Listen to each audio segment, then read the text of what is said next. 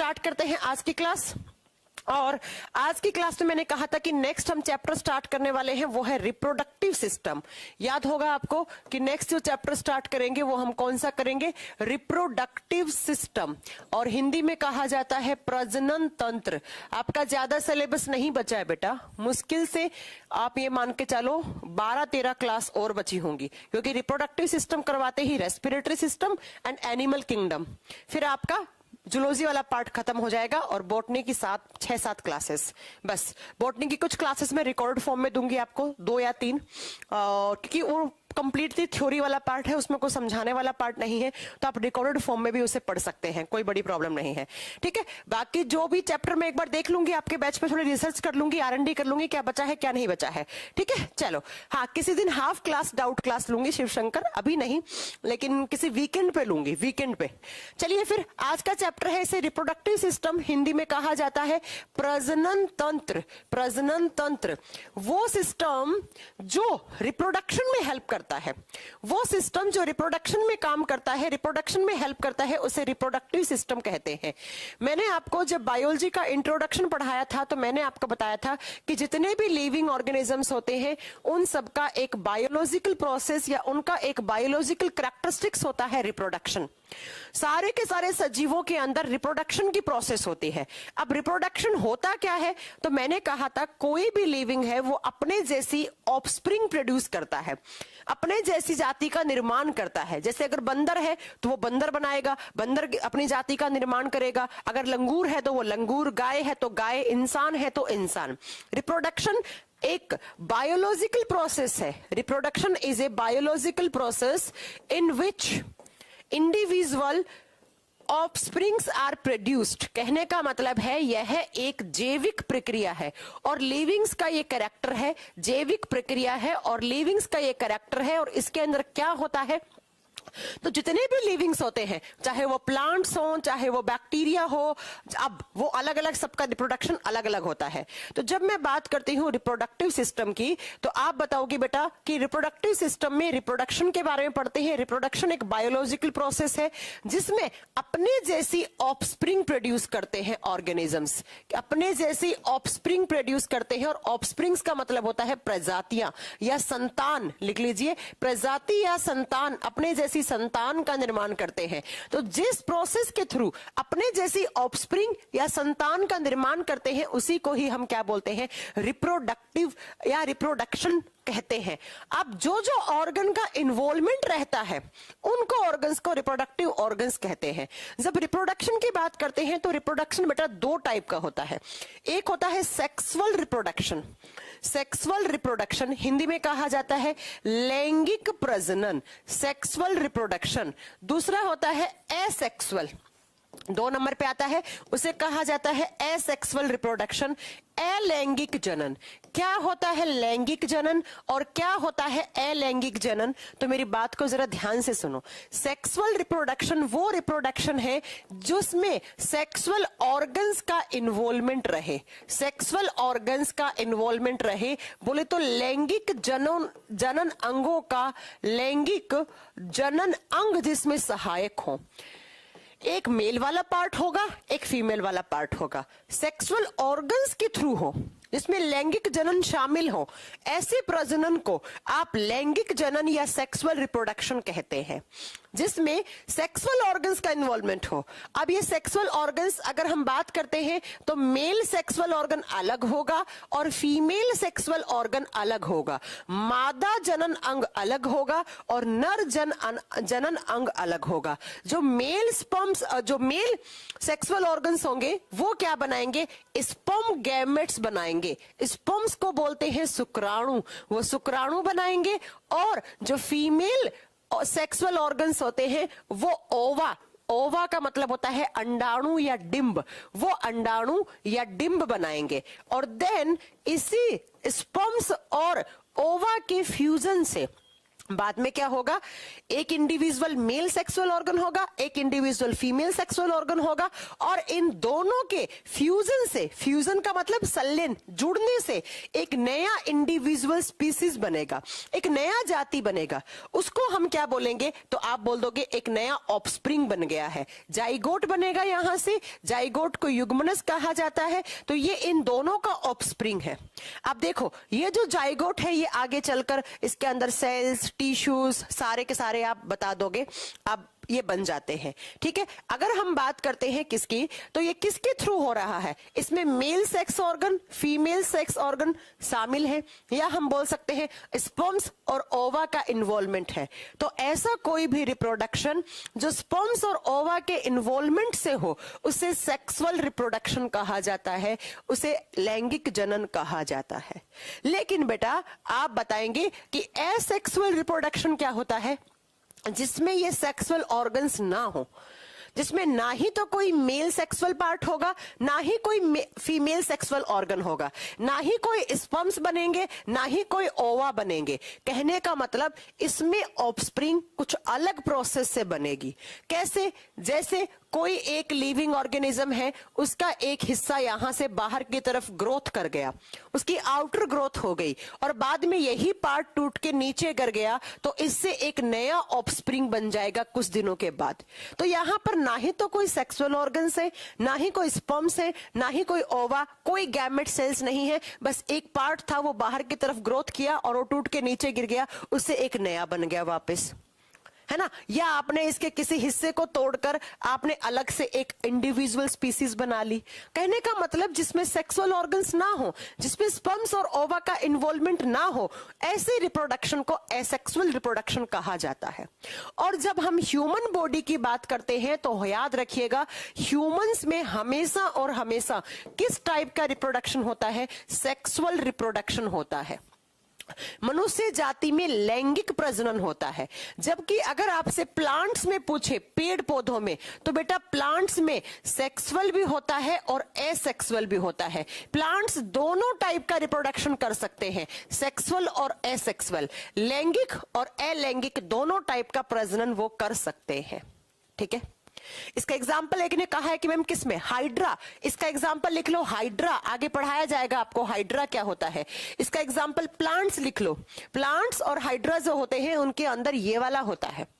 जबकि अपने अंदर, ह्यूमन के अंदर कौन सा होता है, सेक्सुअल रिप्रोडक्शन होता है। कहने का मतलब एक मेल रिप्रोडक्टिव ऑर्गन अलग होगा, फीमेल रिप्रोडक्टिव ऑर्गन अलग होगा, मेल वाले से अलग गैमेट सेल बनेंगी, फीमेल वाले से अलग गैमेट सेल्स बनेंगी, फिर दोनों के फ्यूजन से एक नया इंडिविजुअल स्पीसीज बन जाएगा, तो उसको सेक्सुअल रिप्रोडक्शन कहा जाता है। तो हम लोगों में कौन सा होता है, ये होता है बच्चा।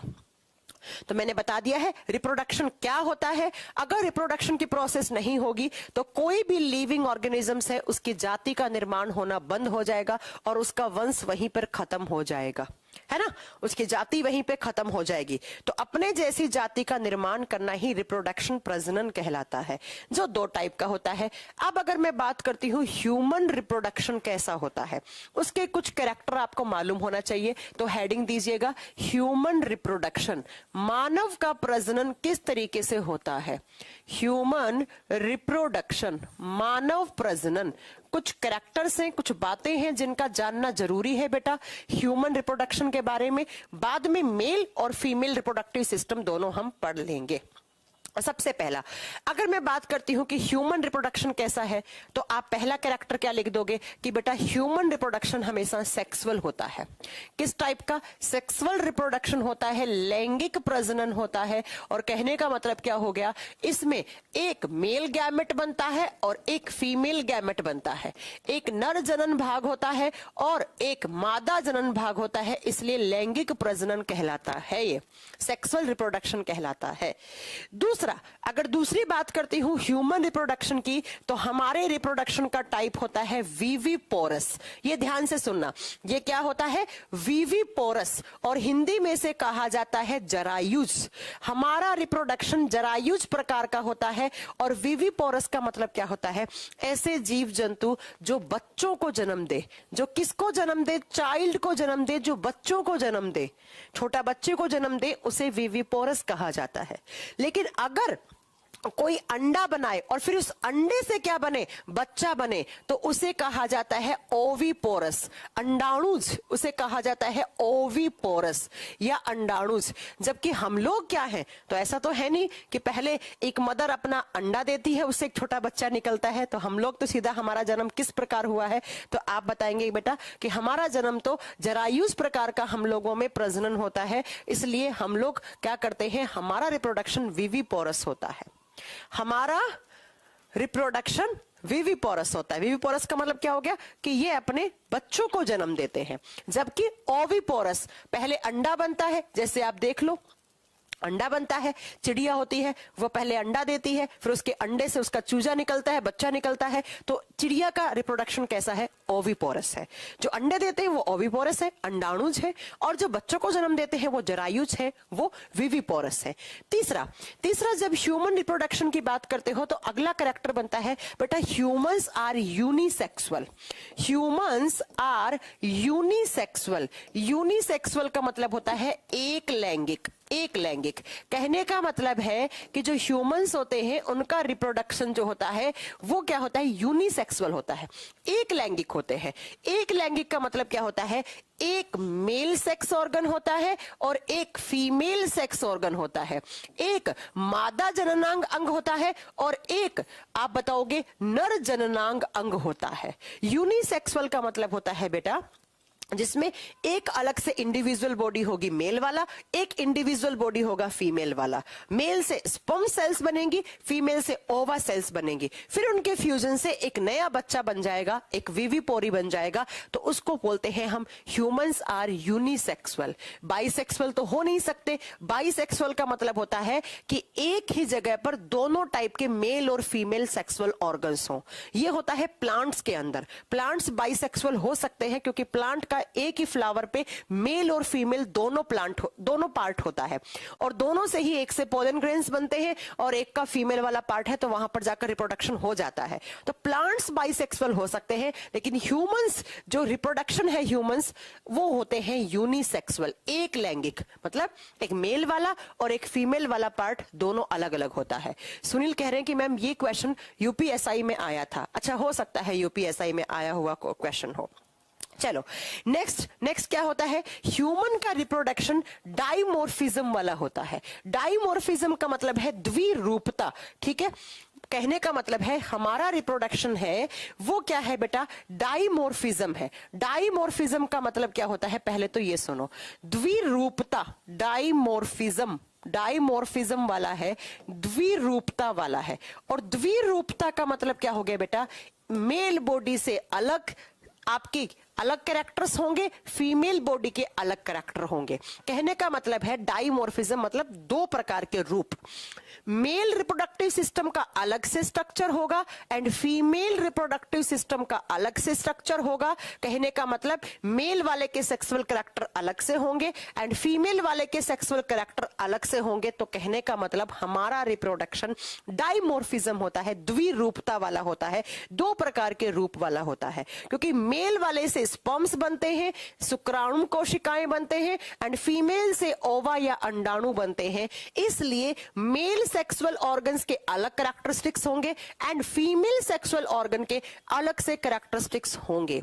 इसलिए बच्चा हम कहते हैं ये सारे कैरेक्टर किसके हैं, ह्यूमन रिप्रोडक्शन के। अगर आपसे पूछ ले कि ह्यूमंस के अंदर, देखो एक क्वेश्चन बनता है एग्जाम में, पहला 4 क्वेश्चन तो यही बनेंगे। ह्यूमन रिप्रोडक्शन किस टाइप का रिप्रोडक्शन है, सेक्सुअल रिप्रोडक्शन है जो सेक्सुअल ऑर्गन्स के शामिल होने से बनता है। दूसरा, ह्यूमंस किस टाइप के एनिमल्स होते हैं, वो विविपोरस होते हैं क्योंकि वो डायरेक्ट बच्चे को जन्म देते हैं। लेकिन जो पहले अंडा दे, फिर उस अंडे से चूजा निकले, फिर उसका बच्चा हो, तो आप क्या बोलोगे, वो ओविपोरस कहलाते हैं। अगला, ह्यूमंस का जो रिप्रोडक्शन होता है वो यूनिसेक्सुअल है। यूनिसेक्सुअल का मतलब है ऐसा नहीं है कि एक ही ह्यूमन बॉडी में मेल और फीमेल दोनों सेक्सुअल ऑर्गन हो, ऐसा नहीं हो सकता। ये आप बताओगे कि यहां पर यूनिसेक्सुअल का मतलब होता है कि मेल सेक्सुअल ऑर्गन अलग इंडिविजुअल बॉडी में है एंड फीमेल सेक्सुअल ऑर्गन अलग हाँ, अलग एक इंडिविजुअल बॉडी में है। तो हमारा रिप्रोडक्टिव सिस्टम जो है वो यूनिसेक्सुअल टाइप का है।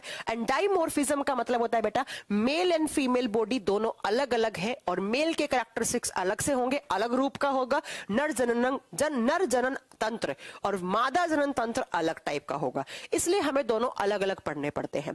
तो ये सारे कैरेक्टर हमारे रिप्रोडक्शन के हैं, और एग्जाम में पूछ ले तो आपको इस तरीके से आपको जानना है।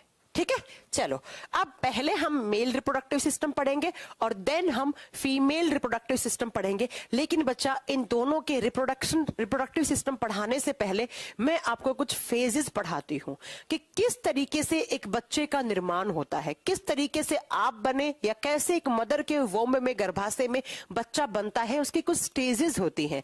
तो पहले आप वो समझ लेंगे तो बहुत आसान हो जाएगा आपके लिए आगे की चीजें समझना।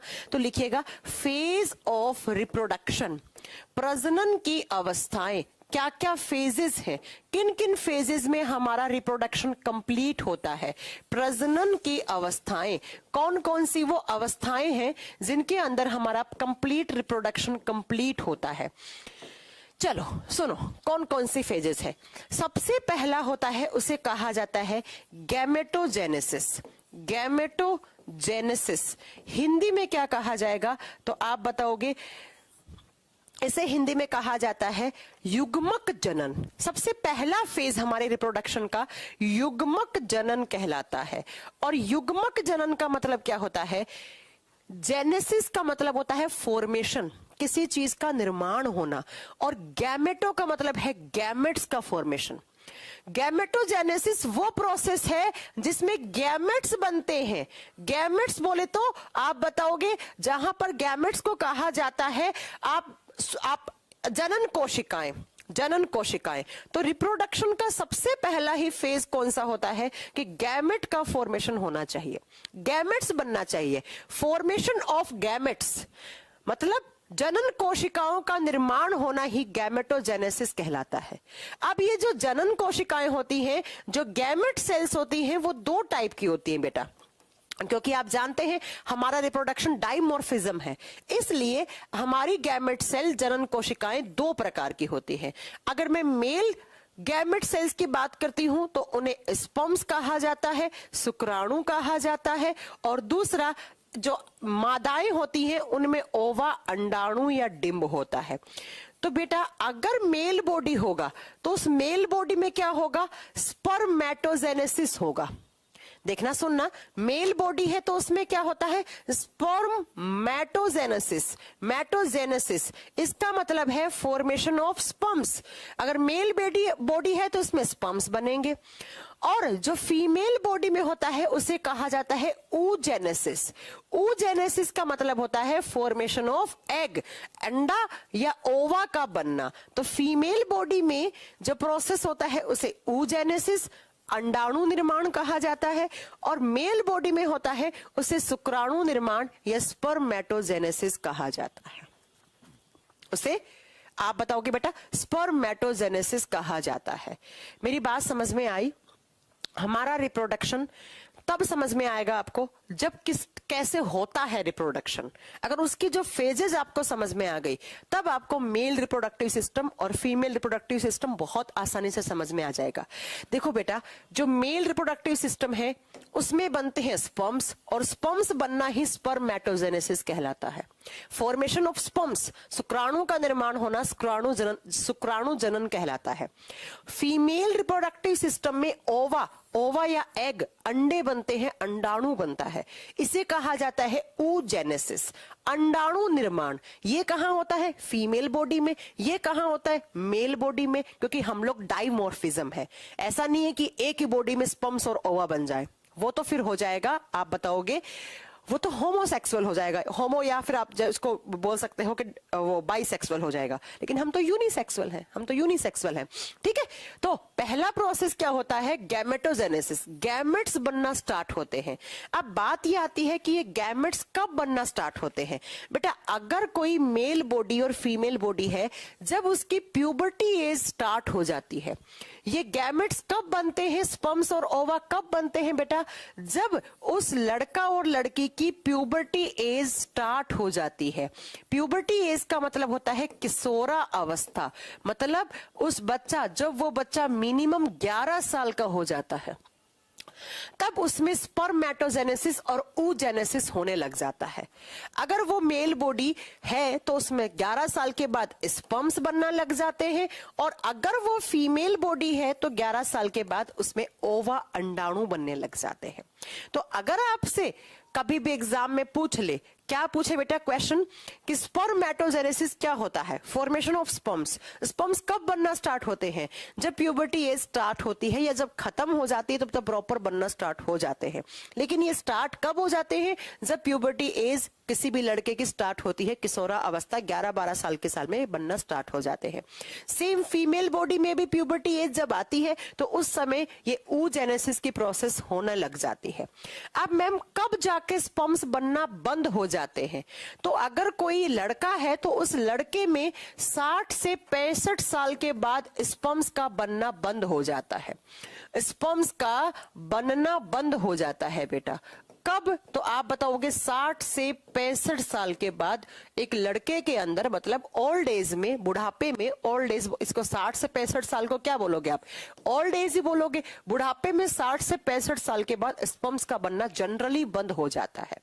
फीमेल बॉडी की बात करते हो तो फीमेल बॉडी में आफ्टर मीनोपोज, मीनोपोज क्या होता है वो बाद में बताएंगे, 50 से 55 साल के बाद महिलाओं में ओवा या अंडाणु बनना बंद हो जाते हैं। जब एक महिला ओल्ड एज हो जाती है, उसकी आपका बुढ़ापा आ जाता है, कब? तो 50 से 55 साल में, तो उसके बाद उसमें oogenesis की प्रोसेस रुक जाती है। बोले तो उसमें ओवा या एग बनना बंद हो जाते हैं, और एक मेल बॉडी में 60 से 65 साल के बाद स्पर्म्स, शुक्राणुओं का फॉर्मेशन होना बंद हो जाता है। तो इससे पहले पहले ही स्पर्मेटोजेनेसिस और ओवाजेनेसिस चलता है, उसके बाद ये बंद हो जाती है। तो पहला फेज जो है रिप्रोडक्शन का वो होता है कि भैया मेल बॉडी में अलग गैमेट बनेंगे और फीमेल बॉडी में अलग से गैमेट बनेंगे। अब मेल बॉडी में गैमेट बन गए और फीमेल बॉडी में गैमेट बन गए। अब दूसरा प्रोसेस क्या होगा? दूसरे प्रोसेस को कहा जाता है इंसेमिनेशन। इंसेमिनेशन, ध्यान से सुनिएगा इन टर्म्स को। इन टर्म्स का कभी कभी एग्जाम में मीनिंग पूछा जाता है कि इंसेमिनेशन क्या हो जाता है, इंसेमिनेशन का मीनिंग क्या है। अगर आपसे ये पूछ लिया जाए तो हाँ जी बेटा, यौवन अवस्था या किशोरा अवस्था एक ही बात होती है, ठीक है। इंसेमिनेशन का मतलब होता है गर्भाधारण। गर्भाधारण, गर्भाधारण कब होता है? तो बेटा जब मेल बॉडी से स्पर्म्स फीमेल बॉडी तक पहुंच जाते हैं। क्या होता है? जब मेल बॉडी से स्पर्म्स फीमेल बॉडी तक पहुंच जाते हैं थ्रू जेनाइटल एरिया, तो उसे इंसेमिनेशन कहा जाता है। इंसेमिनेशन का मतलब होता है ट्रांसफर ऑफ, लिख लीजिएगा, ट्रांसफर ऑफ स्पर्म्स, जो मेल बॉडी में रिप्रोडक्टिव सिस्टम में स्पर्म्स बने हैं उनका ट्रांसफर होना। कहां पर? Transfer of sperms to the female body, to the female body, female body through genital area, through genital area, genital area. और जेनाइटल एरिया का मतलब क्या हो गया? जननांग भाग के द्वारा जो नर शुक्राणु है उनका मादा के शरीर में प्रवेश करना इंसेमिनेशन या गर्भाधारण कहलाता है। क्या होगा? लिख दीजिएगा, जननांगों के द्वारा, जननांगों के द्वारा, थोड़ी सी हिंदी आपको टफ लग सकती है, जननांगों के द्वारा नर शुक्राणु का, नर शुक्राणु का मादा शरीर तक पहुंचना, मादा शरीर तक, मादा बोले तो लड़की के शरीर तक, मादा शरीर तक पहुंचना गर्भाधारण कहलाता है। मादा शरीर तक पहुंचना गर्भाधारण कहलाता है। कुछ नहीं, पहले मेल बॉडी में after the puberty as proper तरीके से स्पर्म्स बनेंगे, फीमेल बॉडी में प्रॉपर तरीके से ओवा बनेंगे, और देन इंसेमिनेशन का प्रोसेस होगा। इंसेमिनेशन का मतलब है जो स्पर्म्स मेल बॉडी में बने हैं वो स्पर्म्स ट्रांसफर हो जाते हैं, जेनाइटल एरिया से आते हैं कहां पर, फीमेल बॉडी में। अब ये स्पर्म सेल्स कहां आ चुकी हैं, फीमेल बॉडी में आ चुकी हैं। तो अब अगला प्रोसेस होता है बेटा फर्टिलाइजेशन का। 3 नंबर पे जो फेज होता है उसे कहा जाता है फर्टिलाइजेशन। जो स्पर्म्स आए हैं थ्रू सेक्सुअल इंटरकोर्सेस, तो वो स्पर्म्स क्या करेंगे, निषेचन की प्रक्रिया करेंगे। वो स्पर्म्स क्या करेंगे, निषेचन की प्रक्रिया करेंगे। पहले सुनो व्हाट इज फर्टिलाइजेशन। ये जो स्पर्म्स आए हैं मेल बॉडी वाले जो स्पर्म्स आए हैं वो फीमेल बॉडी में आ गए हैं, और फीमेल बॉडी में कहां से, तो थ्रू जेनाइटल एरिया से स्पर्म्स आ चुके हैं यहां पर। मान लो ये बहुत सारे स्पर्म्स हैं, और फीमेल बॉडी में यहां पर होती है ओवेरी, अंडा से। एक इधर होता है लेफ्ट वाला, एक राइट वाला। ये ओवेरी बच्चा फीमेल बॉडी की इस तरीके से, इन्हें कहा जाता है ओवेरी या अंडा से। इन्हें क्या कहा जाता है, ओवेरी या अंडा से। तो स्पर्म्स जेनाइटल एरिया से होते हुए यहां पर आ चुके हैं, जिन्हें हम शुक्राणु बोलेंगे। और जैसे ही स्पर्म्स आ जाते हैं तो ये ओवेरी और ये ओवेरी, ये इन दोनों के अंदर बनते हैं ओवा बोले तो एग, अंडे बनते हैं। और बनके ये अंडे बाहर आते हैं और यहां पर स्पर्म से मिलते हैं। जैसे ही ये अंडे, एग या ओवा स्पर्म से मिलते हैं तो उसको कहा जाता है फर्टिलाइजेशन। यहां से जेनाइटल एरिया से स्पर्म्स आए, यहां से ओवेरी से अंडा बाहर निकला, और बाहर निकल के स्पर्म्स और ओवा का क्या हो गया, फ्यूजन हो गया। और स्पर्म्स और ओवा का ही फ्यूजन फर्टिलाइजेशन कहलाता है। व्हाट इज फर्टिलाइजेशन, तो लिख दीजिएगा फ्यूजन ऑफ स्पर्म्स एंड ओवा, शुक्राणु और अंडाणु का जुड़ना। शुक्राणु और अंडाणु का जुड़ना क्या कहलाता है, फर्टिलाइजेशन कहलाता है, निषेचन की प्रक्रिया कहलाता है। और यहां से एग्जाम में एक बहुत अच्छा क्वेश्चन बनता है कि ये फर्टिलाइजेशन की प्रोसेस कहां होती है, ये निषेचन की प्रक्रिया कहां होती है बेटा। ये बहुत बार एग्जाम में क्वेश्चन पूछा जाता है कि ये फर्टिलाइजेशन की प्रोसेस कहां हो रही है। एक तो बेटा ये फीमेल बॉडी है, तो एक तो मादा के शरीर में होती है ये फीमेल बॉडी में, और कहां पर होती है, तो इस एरिया में। तो इस एरिया को कहा जाता है फैलोपियन ट्यूब। इस एरिया को कहा जाता है फैलोपियन ट्यूब, जहां पे स्पर्म्स अंडाणु से मिल रहे हैं, और इनके मिलने से क्या हो रहा है, इनके मिलने से फर्टिलाइजेशन हो रहा है। तो बेटा जो फर्टिलाइजेशन की प्रोसेस है वो कहां पर होती है, फैलोपियन ट्यूब में होती है। फैलोपियन ट्यूब में, ट्यूब का मतलब होता है नली। ये देखो बेटा, ये ट्यूब जैसी दिख रही होगी आपको।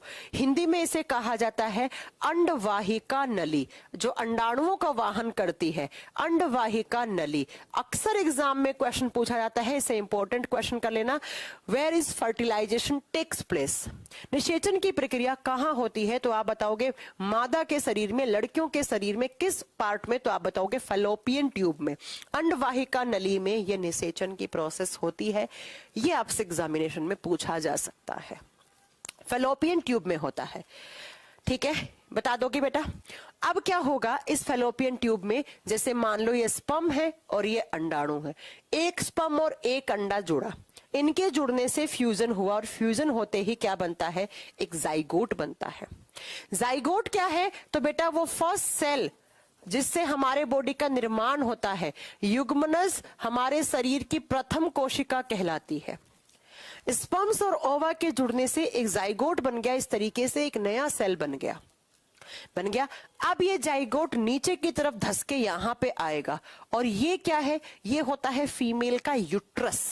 इसे बोलते हैं फीमेल यूट्रस, गर्भाशय। ये यूट्रस है, और ये जाइगोट नीचे की तरफ आके ऐसे धस जाता है, यूट्रस की दीवार के साथ लग जाता है। ये जो यूट्रस की दीवार है ना, इसके साथ आके ये जाइगोट, देखो यहां से स्पर्म्स आए, यहां से अंडा आया, दोनों तरफ से एक बारी में एक स्पर्म एक अंडे को निषेचित करता है। अगर 2 अंडे 2 स्पर्म्स 2 अंडे को निषेचित कर दिया तो ट्विंस बेबी होंगे।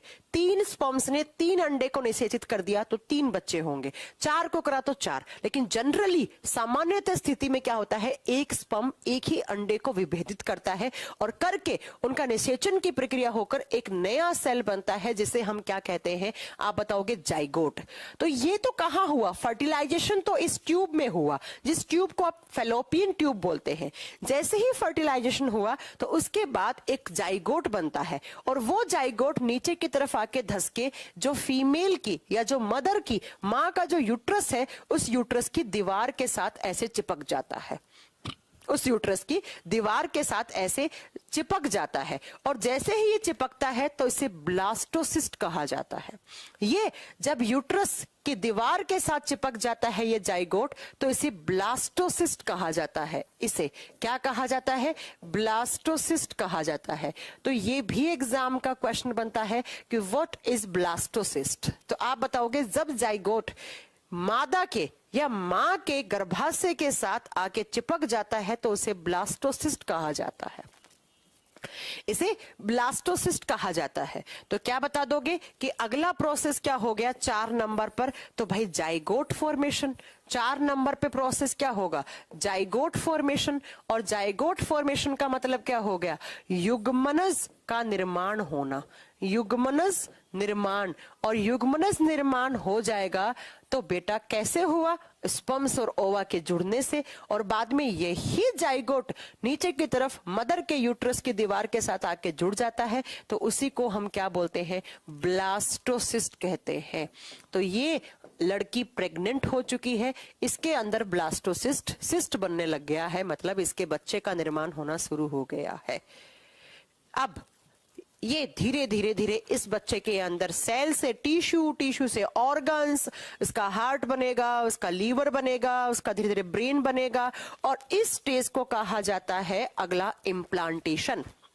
5 नंबर पे जो स्टेज आता है उसे कहा जाता है प्रत्यारोपण या इम्प्लांटेशन। इम्प्लांटेशन का मतलब होता है प्रत्यारोपण। इम्प्लांटेशन का मतलब होता है बेटा यही वाला मेन, जो इम्प्लांटेशन का मतलब प्रत्यारोपण, किसी चीज का एक जगह जाके ठहर जाना, प्रत्यारोपण। तो प्रत्यारोपण इसी ब्लास्टोसिस्ट के फॉर्मेशन को ही कहा जाता है।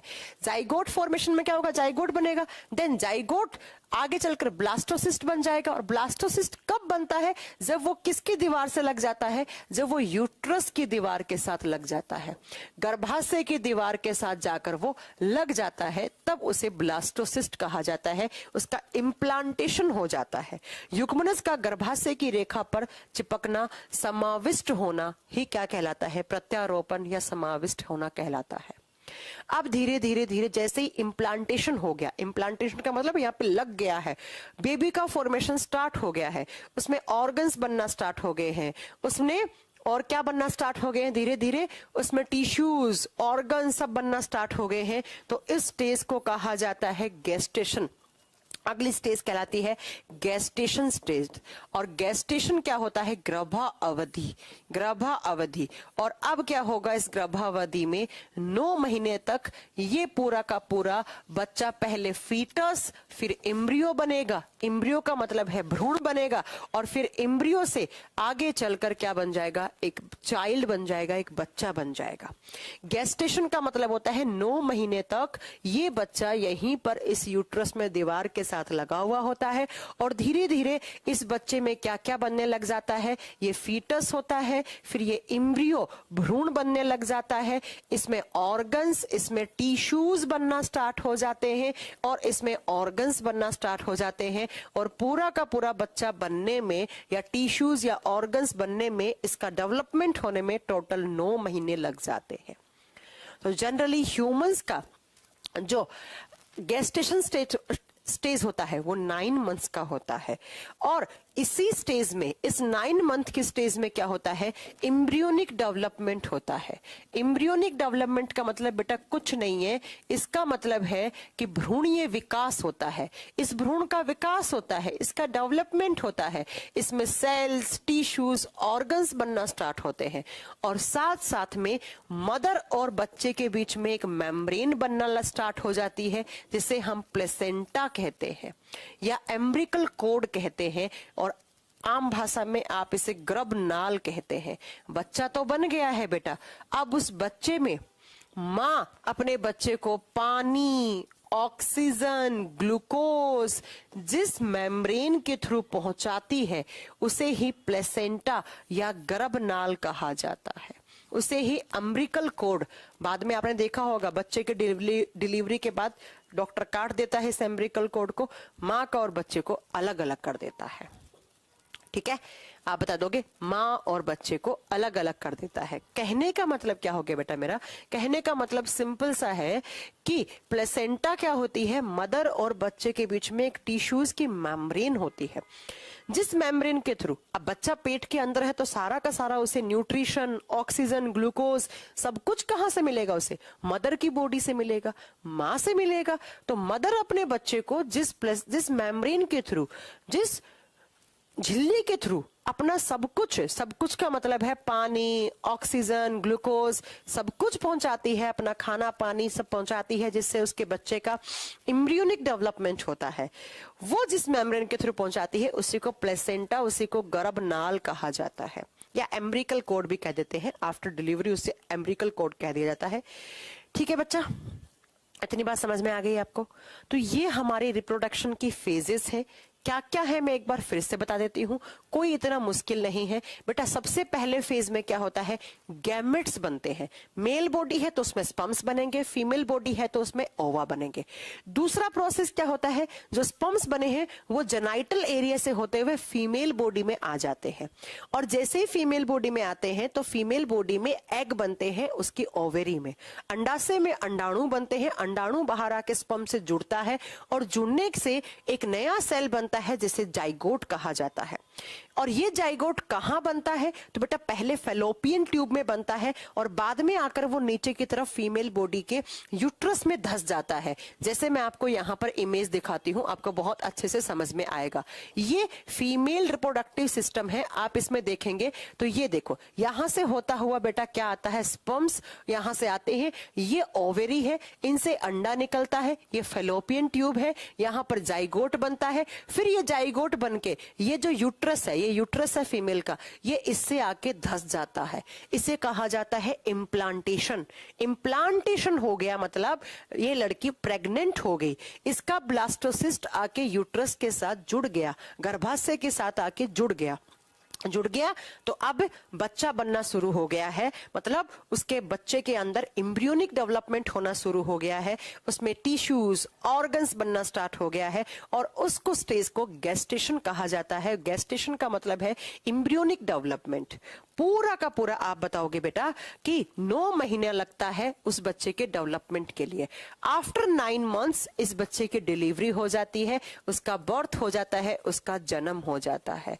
तो इस तरीके से रिप्रोडक्शन की स्टेजेस होती हैं हमारे ह्यूमंस में बेटा। ठीक है, समझ गए हैं अच्छे से आप इस चीज को। अब बात करेंगे बेटा कि किस तरीके से स्पर्म्स बने, कहां बने, मेल बॉडी में, फीमेल बॉडी में अंडाणु कैसे बने, ये सब पढ़ना male and female reproductive system कहलाता है। तो अब जरा नोट करेंगे अगला, पहला रिप्रोडक्टिव सिस्टम। मैंने अभी तक क्या पढ़ाया, व्हाट इज रिप्रोडक्शन, कितने टाइप का होता है, क्या हमारे रिप्रोडक्शन के कैरेक्टरिस्टिक्स है, क्या फेजेस है, ये नहीं पढ़ाती, सीधा मैं आके लिख देती मेल रिप्रोडक्टिव सिस्टम, तो बेटा आप समझते ही नहीं कि क्या होते हैं स्पर्म्स, है ना, कैसे वो जेनाइटल एरिया से आए, कहां पर जाइगोट फॉर्मेशन हुआ, कहां पर इम्प्लांटेशन हुआ, इसलिए मैंने पहले वो पढ़ाया बेटा। ठीक है, यस बेटा, स्पर्म्स और यूरिन का यूरेथ्रा वाला पार्ट एक ही कॉमन पार्ट होता है, जिसके बारे में अभी बात करेंगे। रुकिए, अब हेडिंग देंगे आप male reproductive system. Male reproductive system पहले पढ़ लेते हैं और देन हम फीमेल रिप्रोडक्टिव सिस्टम पढ़ लेंगे। हिंदी में लिख दीजिए नर जनन तंत्र, नर जनन तंत्र, मेल रिप्रोडक्टिव सिस्टम, नर जनन तंत्र। अगर मैं आपको मेल रिप्रोडक्टिव सिस्टम का डायग्राम दिखाऊं तो कुछ ऐसा होता है मेल रिप्रोडक्टिव सिस्टम दिखने में, कुछ ऐसा होता है। ठीक है, इन सबको एक एक करके सारे पॉइंट्स को पढ़ते जाएंगे हम। सबसे पहला लिखिए location of male reproductive organ. Male reproductive organ की लोकेशन क्या होती है? मेल रिप्रोडक्टिव ऑर्गन वो ऑर्गन या वो ऑर्गन्स जो रिप्रोडक्शन में हेल्प करते हैं, और वो किसके? मेल के। वो कहां होते हैं? तो नर जनन अंग कहां होते हैं लिख दीजिए। नर जनन अंग जहां पर भी पाए जाते हैं उस पार्ट को पेल्विक रीजन कहा जाता है। उसे क्या कहा जाता है? पेल्विक रीजन कहा जाता है, जो बिलो इंटेस्टाइन होता है, आंतों के नीचे। इसे श्रोणी रीजन कहा जाता है, हिंदी में श्रोणी रीजन या श्रोणी भाग कहा जाता है। तो जहां पर भी मेल रिप्रोडक्टिव ऑर्गन्स प्रेजेंट होते हैं उसे हम बोलते हैं श्रोणी या श्रोणीय भाग। और जब हम बात करते हैं मेल रिप्रोडक्टिव सिस्टम के कितने ऑर्गन्स हैं, तो बेटा नर जनन के लिखिएगा 4 parts of male reproductive organs, 4 parts of male reproductive organ. Male reproductive system को 4 भागों में बांटा जाता है। मेल रिप्रोडक्टिव ऑर्गन को, नर जनन भागों को 4 भागों में बांटा जाता है। कौन कौन से वो 4 हैं? पहले तो इनके नाम याद करो बेटा, क्योंकि एग्जाम में यहां से क्वेश्चन आता है। पहले होते हैं टेस्टिस, जिन्हें हिंदी में हम वृषण बोलते हैं। 2 नंबर पे आते हैं, उन्हें कहा जाता है एसेसरी डक्ट्स। एसेसरी डक्ट्स ये सारे रिप्रोडक्टिव सिस्टम के पार्ट है, लेकिन किसके? मेल के। हिंदी में बोलते हैं सहायक ग्रंथियां, सहायक नलिकाएं, ग्रंथियां अगला होगा। ये सिर्फ मेल बॉडी में होते हैं बेटा। तीसरा मेल रिप्रोडक्टिव ऑर्गन्स का हिस्सा होता है, आप बताओगे बेटा, मेल ग्लैंड्स, जिन्हें पौरुष ग्रंथि कहा जाता है। मेल ग्लैंड्स जो सिर्फ मेल बॉडी में होती है, और हिंदी में कहा जाता है पौरुष ग्रंथि। ये भी रिप्रोडक्टिव ग्लैंड्स कहलाती है, पौरुष ग्रंथियां लिख लो। और 4 नंबर पे जो होता है उसे कहा जाता है, आप बताओगे, एक्सटर्नल जेनाइटल एरिया। 4 नंबर पे जो आता है उसे कहा जाता है external genital area. External genital area, external genital area. बाह्य जननांग भाग, बाह्य जननांग भाग। मेल रिप्रोडक्टिव सिस्टम को हम 4 मेन पार्ट में डिवाइड कर दिया है। कौन कौन सा? सबसे पहला जो है, पहले तो ये कहाँ होते हैं? ये चारों ही पेल्विक रीजन में होते हैं। ये चारों ही लार्ज इंटेस्टाइन के नीचे वाले हिस्से में होता है। क्या क्लास चलने में कुछ प्रॉब्लम है क्या? क्या हुआ मैम, कैसे लिख रहे हैं? अभिषेक कुमार, कुछ क्लास चलने में प्रॉब्लम हो गई है क्या बेटा? यहां से तो क्लास सही चल रही है। ठीक है, 4 पार्ट्स कौन कौन सा है? पहले पार्ट को बोलते हैं टेस्टिस, दूसरे को बोलते हैं एसेसरी डक्ट्स। कुछ नलियां होती हैं जो मेल रिप्रोडक्टिव सिस्टम का भाग माना जाते हैं। कुछ ग्रंथियां होती हैं जो रिप्रोडक्शन में हेल्प करती हैं। ये भी रिप्रोडक्शन में हेल्प करती हैं, ये भी रिप्रोडक्शन में हेल्प करता है, और जेनाइटल एरिया भी रिप्रोडक्शन में हेल्प करता है। इसका मतलब टोटल 4 पार्ट्स है मेल रिप्रोडक्टिव सिस्टम के। अब एग्जाम में क्वेश्चन क्या डालता है? एक मेल वाला पार्ट दे देगा, 3 फीमेल रिप्रोडक्टिव सिस्टम के पार्ट दे देगा, और बोलेगा इनमें से मेल का कौन सा नहीं है। फिर आप यहां पर वो नाम नहीं समझ पाओगे। ऐसे ही फीमेल का नाम डालेगा, 3 रखेगा फीमेल वाले, 1 रख देगा मेल वाला। पूछेगा कौन सा इसमें से फीमेल रिप्रोडक्टिव सिस्टम का हिस्सा नहीं है। तो आपको ये चारों याद करने हैं।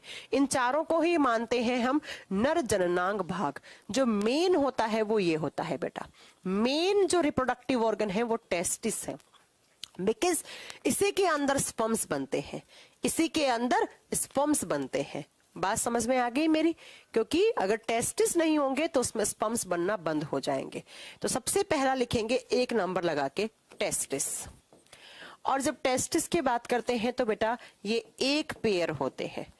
मेल बॉडी में टेस्टिस की संख्या एक पेयर होती है, एक जोड़ी टेस्टिस होती है, एक जोड़ी टेस्टिस होते हैं। और जब टेस्टिस की बात करते हैं तो टेस्टिस कहाँ होते हैं? तो बेटा ये मेल रिप्रोडक्टिव ऑर्गन है, ये रहा एक लेफ्ट टेस्टिस, एक राइट टेस्टिस, ये रहे मेल और फीमेल, सॉरी मेल बॉडी के टेस्टिस, इन्हें टेस्टिस बोलते हैं। अब ये कहाँ है? तो ये मेल बॉडी से आउटर, मेल बॉडी के बाहरी भाग में होते हैं। अब इन्हें बाहरी भाग में क्यों रखा गया? क्योंकि बच्चा एक पहली बात तो ये जहां होते हैं उस पार्ट को कहा जाता है स्क्रोटम। पेल्विक रीजन के जहां पर जिस लोकेशन टेस्टिस की होती है, स्थान जहां होता है उसे कहा जाता है स्क्रोटम, उसे स्क्रोटम कहा जाता है। स्क्रोटम में टेस्टिस होते हैं, एक जोड़ी होते हैं, वन पेयर। और अगर मैं बात करूं कि ये मेल बॉडी में आउटर साइड होते हैं, आउटसाइड होते हैं मतलब आउटसाइड का मतलब है कि इनर बॉडी पार्ट नहीं है, ये बाहरी भाग है। अंडकोश, हाँ हिंदी में स्क्रोटम को बेटा अंडकोश कहा जाता है। ये कहां पर पाए जाते हैं? तो अंडकोश वाले हिस्से में पाए जाते हैं।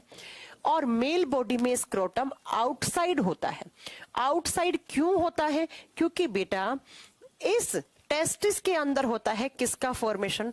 स्पर्म्स का फॉर्मेशन होता है, शुक्राणुओं का निर्माण होता है। और शुक्राणु का निर्माण होने के लिए हमारे बॉडी का जो टेम्परेचर होता है उससे 1 से 2 डिग्री सेल्सियस टेम्परेचर कम चाहिए होता है, कम चाहिए होता है टेम्परेचर, इसलिए स्क्रोटम बाहर की तरफ होता है। कहने का मतलब क्या हो गया कि हमारे बॉडी का जो इनर बॉडी टेम्परेचर होता है उससे थोड़ा कम टेम्परेचर की जरूरत होती है, बिलो 37। नॉर्मली हमारे बॉडी का टेम्परेचर कितना होता है? 37 डिग्री सेल्सियस होता है। और 37 डिग्री सेल्सियस से कम टेम्परेचर पर स्पर्म्स अच्छे से बन पाते हैं, इसलिए जो टेस्टिस है वो बाहर होते हैं स्क्रोटम में। तो ये बात याद रखिएगा कि मेल बॉडी में बाहर क्यों होते हैं? तो मेल बॉडी में बाहर होने का रीजन यही है स्क्रोटम का, बिकॉज स्क्रोटम में क्या बनते हैं? स्पर्म्स बनते हैं। और स्पर्म्स बनने के लिए आप बताओगे हमारा जनरली जो हमारे बॉडी का जो टेम्परेचर है उससे 1-2 डिग्री सेल्सियस टेम्परेचर कम चाहिए होता है, 1-2 डिग्री सेल्सियस तापमान कम चाहिए होता है। और अगर मैं बात करती हूँ ये आपके टेस्टिस, देखो क्वेश्चन कैसे आएगा एग्जाम में, टेस्टिस की लोकेशन क्या है? Pelvic region. जिस जगह होते हैं उसे क्या बोलते हैं? स्क्रोटम या अंडकोश। कितने होते हैं? 1 पेयर। इनमें क्या होता है? स्पर्म्स का फॉर्मेशन होता है। ये बाहर की तरफ क्यों है? क्योंकि इनके अंदर स्पर्म्स बनते हैं और स्पर्म्स बनने के लिए जनरली हमारे बॉडी का जो टेम्परेचर है उससे 1 से 2 डिग्री सेल्सियस टेम्परेचर कम चाहिए होता है, इसलिए ये बाहर की तरफ होते हैं। इनका शेप कैसा होता है? ओवल शेप के होते हैं।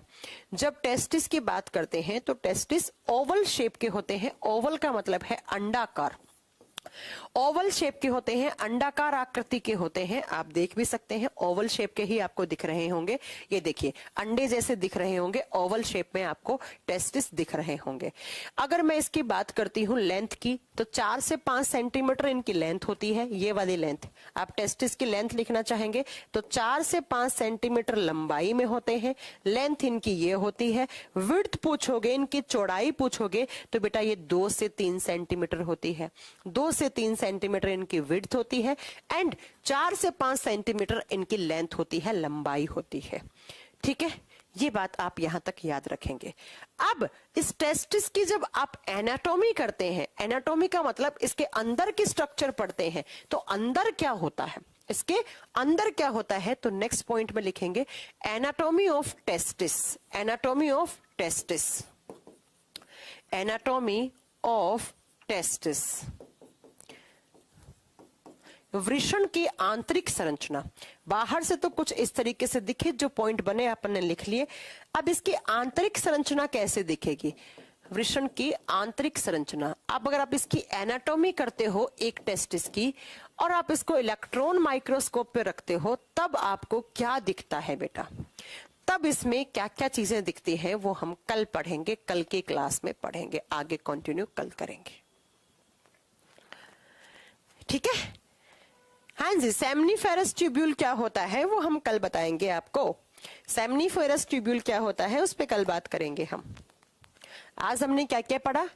रिप्रोडक्शन क्या होता है, जो ह्यूमंस है उनके रिप्रोडक्शन के क्या क्या कैरेक्टर्स होते हैं, देन हमने पढ़ा क्या क्या फेजेस होती हैं, उसके बाद हमने मेल रिप्रोडक्टिव सिस्टम स्टार्ट किया जो 4 पार्ट से बना हुआ होता है, चारों पार्ट के नाम लिखे और टेस्टिस के बारे में थोड़ा सा जानकारी ली जो एग्जाम में क्वेश्चन आते हैं।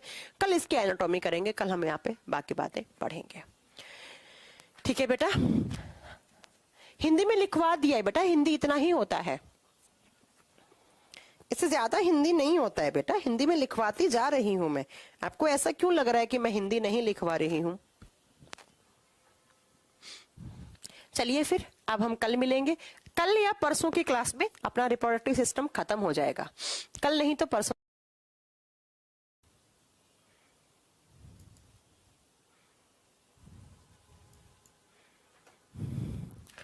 Good evening everyone.